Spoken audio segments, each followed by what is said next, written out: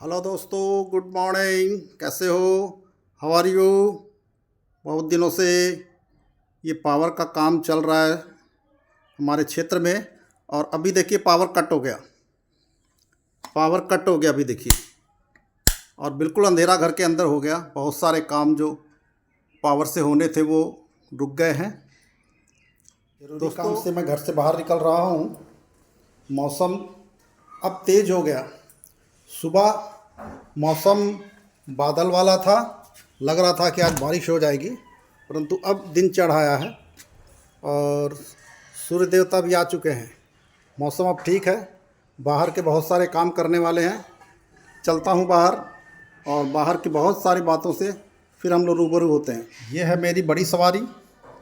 चलते हैं, आज इस पर सवारी करते हैं। बहुत अच्छा लगता है इस पर सवारी करने से। कंफर्टेबल महसूस होता है। बाहर का डस्ट, धूप और ट्रैफिक के बहुत सारे जो अनकंट्रोल गाड़ियां हैं उनसे बचाव होता है।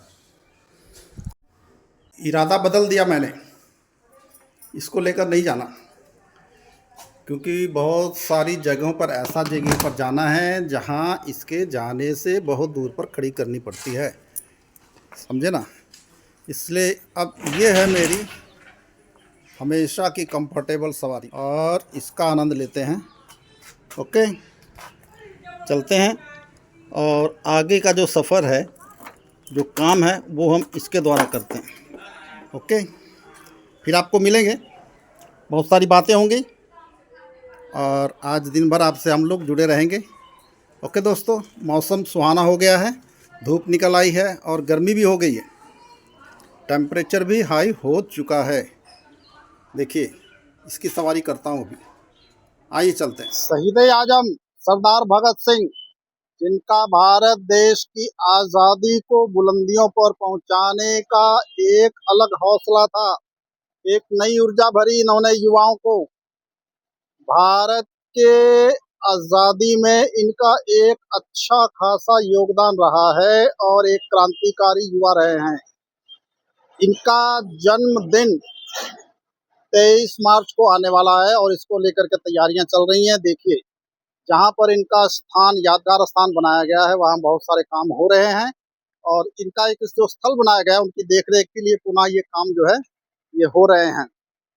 एक इतिहास में इन्होंने अपना नाम शहीदी के तौर पर दर्ज कराया। इन्होंने अपनी उम्र नहीं देखी, देश का जज्बा नहीं देखा, अपना जज्बा दिखाया देश को कि युवाओं में इतनी ताकत है कि अंग्रेजी शासन को वो हिला रखने में अपनी क्षमता रखते हैं। मैं अभी इस वक्त उनकी जो ये यादगार स्थल बनाया गया है वहाँ पर आया हूँ, और मैं देखरेख करने आया हूँ कि यहाँ पर काम किस तरीके से चल रहा है, क्योंकि काम अपने प्रगति पर है। और हम नमन करते हैं ऐसे शहीदों को। इनके साथी, अकेला नहीं, अकेला चना भार नहीं फोड़ सकता।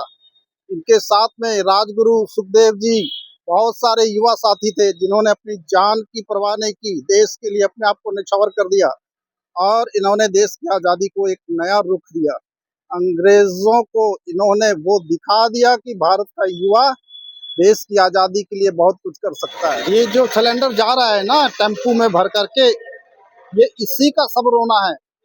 आज अमेरिका, इजराइल और ईरान के बीच में जो महायुद्ध चल रहा है ना, ये उसकी बहुत बड़ी देन है भारतीय पब्लिक को।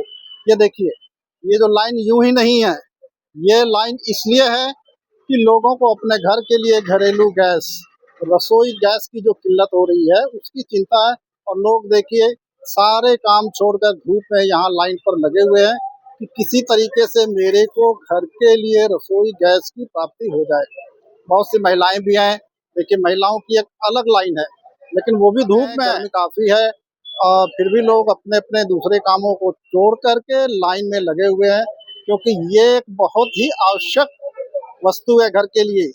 घर में आपका राशन भरा हुआ है लेकिन गैस ना हो तो आप समझ सकते हैं ना कि बनेगा कैसे, इसे खाएंगे कैसे, दिन का भोजन कैसे चलेगा। अगर आज का काम चल गया तो फिर कल के लिए ये चिंता यूं ही सताई रहती है। लेकिन देखिए, लोग, बहुत से लोग लाइन लगाकर छांव में भी बैठे हैं, और यही सिलसिला आज ही नहीं बहुत दिनों से चल रहा है।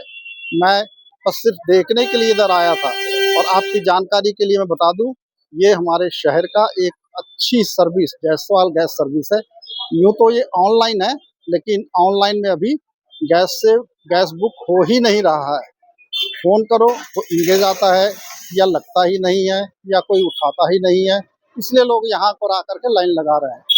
तो आप अगर ऐसी परेशानी से जूझ रहे हो तो कृपया समय रहते में गैस की आवश्यकता को कहीं न कहीं से आप ज़रूर बंदोबस्त कर लीजिए। ओके।